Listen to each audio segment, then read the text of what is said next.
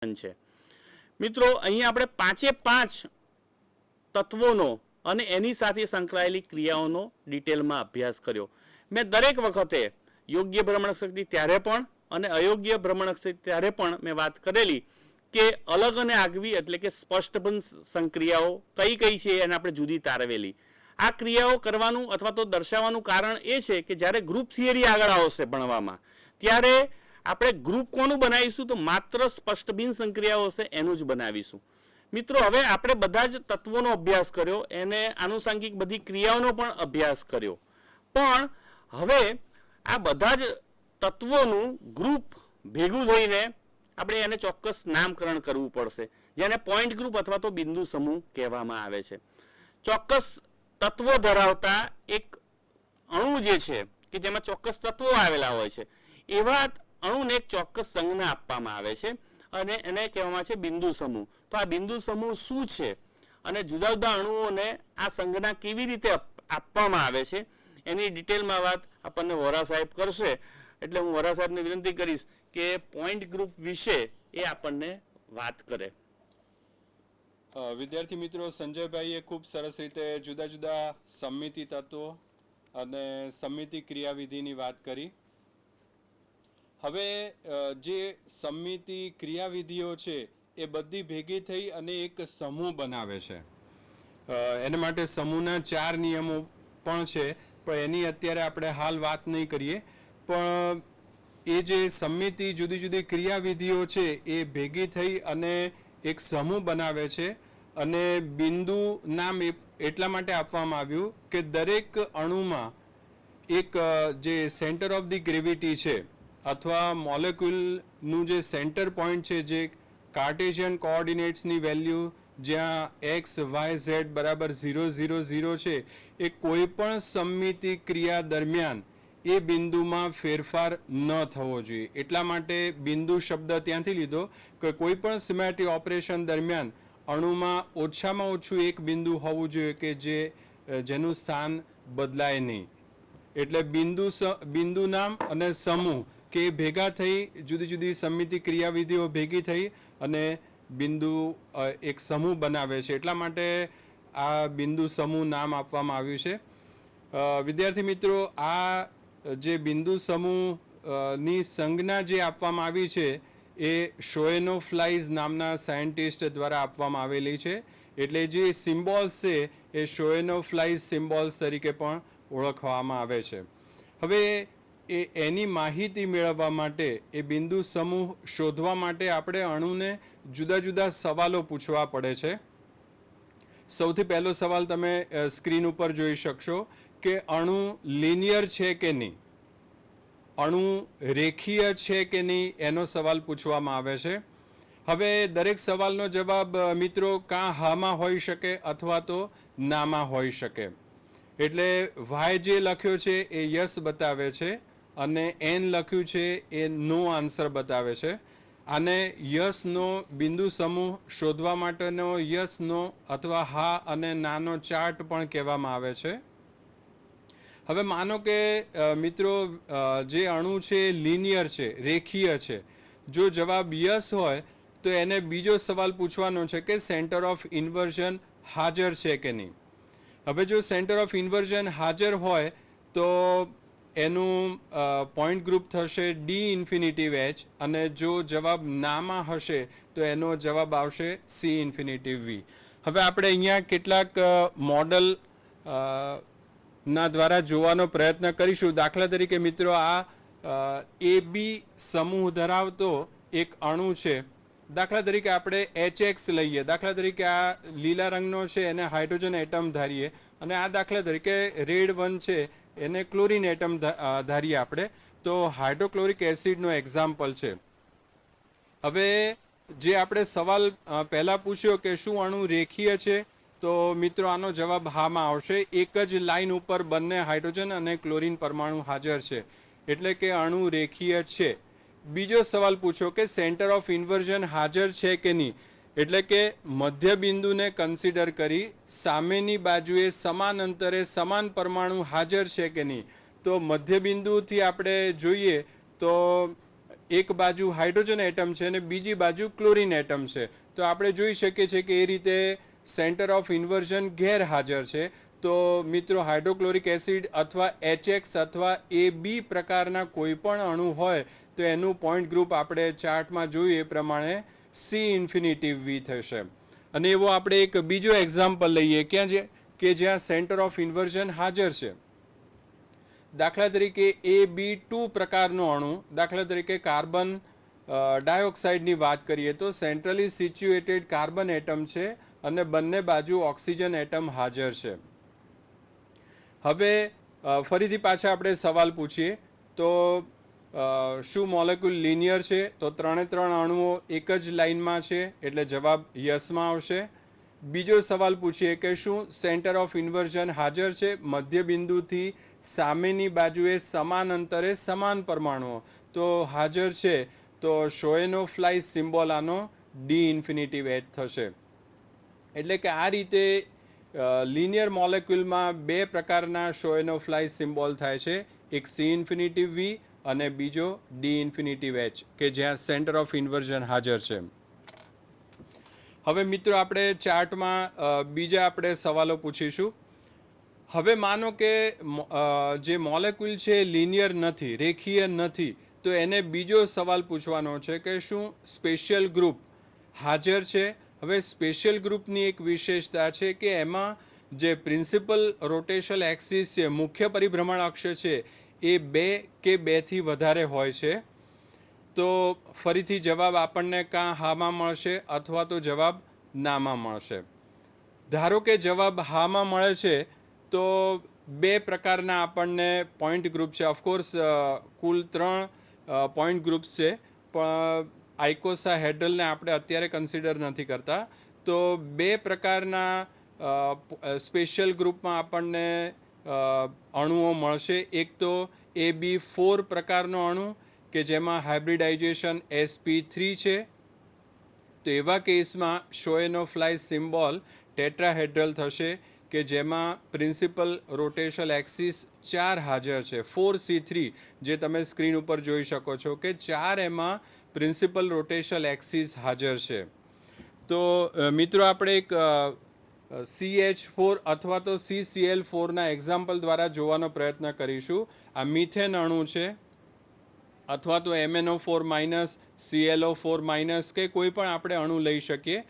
તો એમાં centrally situated, દાખલા તરીકે આપણે મિથેન અણુની વાત કરીએ તો સેન્ટ્રલી સિચ્યુએટેડ કાર્બન એટમ છે અને ટેટ્રાહેડ્રલ પોઝિશનમાં, this is a cubic arrangement, તો ટેટ્રાહેડ્રલ પોઝિશનમાં 4 હાઇડ્રોજન પરમાણુઓ હાજર છે. તો આમાં તમે જોઈ શકો છો જે અગાઉ સંજયભાઈએ તમને જણાવ્યું છે એ પ્રમાણે આ this will behave as a principal rotational axis કે જેમાં C3 રોટેશન, C3 રોટેશન અને this will become equal to identity. એટલે આ એક મુખ્ય પરિભ્રમણ અક્ષ થઈ. એવી રીતે આ બીજી મુખ્ય પરિભ્રમણ અક્ષ થશે. બાકીનો મોલેક્યુલ છે એમોનિયા જેવો લાગશે. આ ત્રીજી મુખ્ય પરિભ્રમણ અક્ષ અને આ ચોથી મુખ્ય પરિભ્રમણ અક્ષ. તો વિદ્યાર્થી મિત્રો, મિથેનમાં કુલ આવી રીતે 4 C3 મુખ્ય પરિભ્રમણ અક્ષ હાજર છે અને એનો શોએનોફ્લાઇસ સિમ્બોલ થશે ટેટ્રાહેડ્રલ. એવી રીતે બીજો છે, દાખલા તરીકે AB4 પ્રકારનો અણુ નથી તો એને બીજો સવાલ પૂછો કે શું AB6 પ્રકારનો અણુ છે, દાખલા તરીકે SF6 મોલેક્યુલ.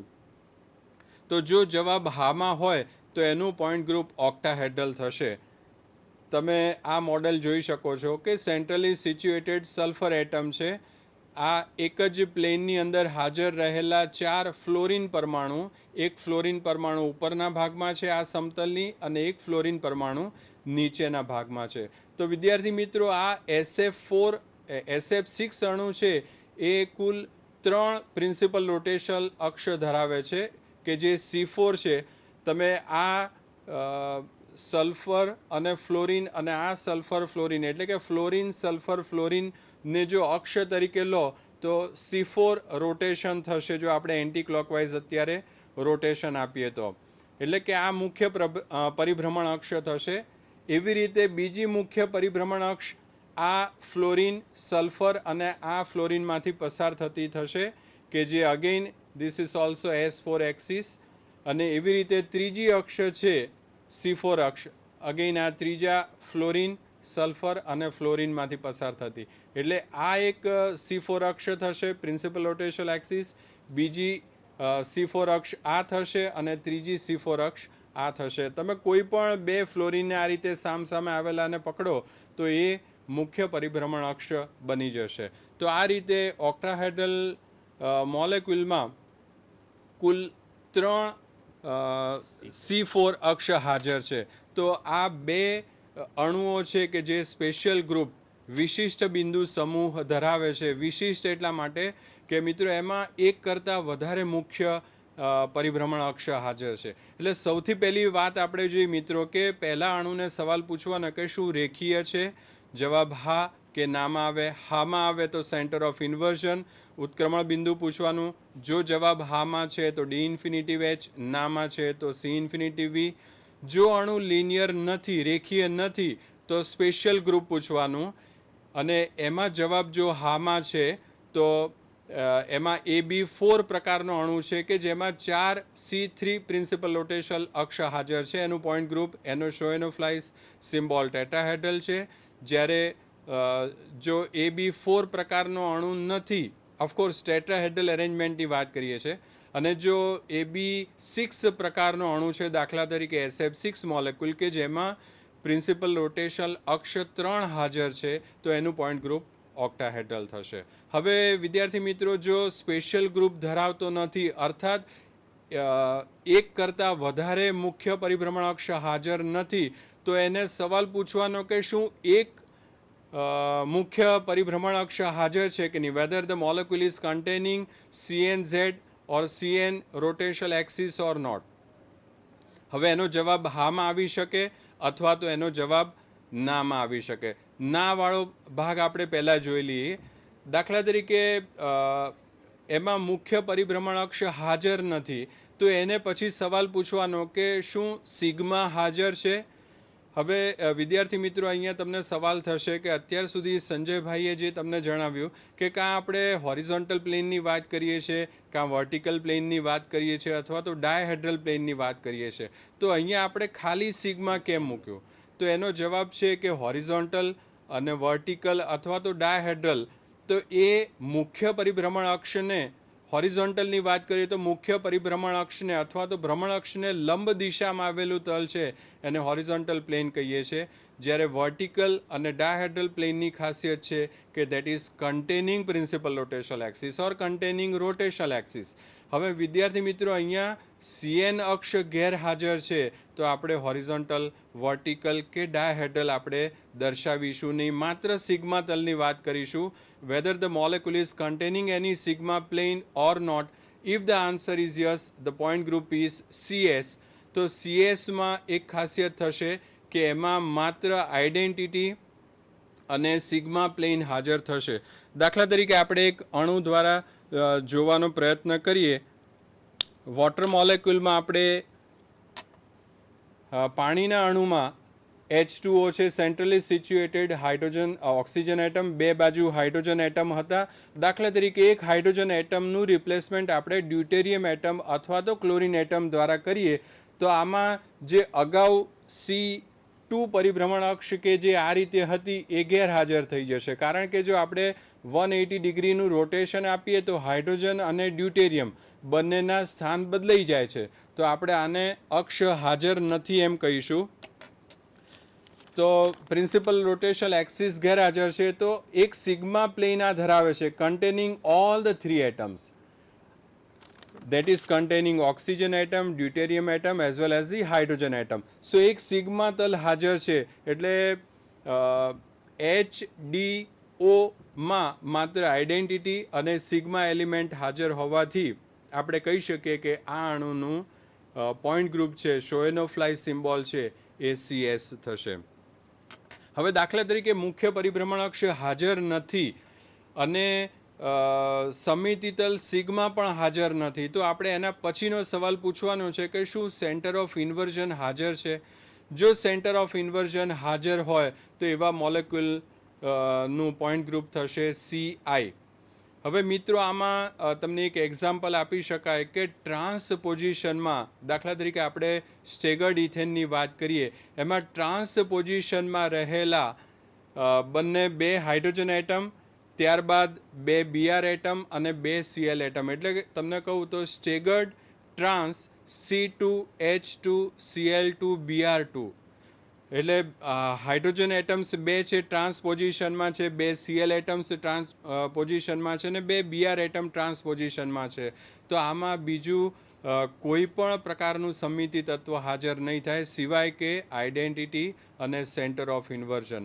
તો ટ્રાન્સ સ્ટેગર્ડ C2H2Cl2 Br2 જે અણુ બનશે એનું બિંદુ સમૂહ થશે CI, અને ત્યારબાદ એમાં જો સમમિતિ તલ રોટેશનલ એક્સિસ હાજર નથી, સમમિતિ તલ હાજર નથી, સેન્ટર ઓફ ઇન્વર્ઝન હાજર નથી. આપણે અગાઉથી જોયું કે અણુ રેખીય નથી, સ્પેશિયલ ગ્રુપ એટલે કે એક કરતાં વધારે રોટેશનલ એક્સિસ હાજર નથી, CnZ is also absent, sigma plane is absent, center of inversion is absent. If nothing is present, then we can say after only rotation of 360 degree, we will get the identity operation. So nothing is present at that particular position, we can say the point group will be C1. તો આ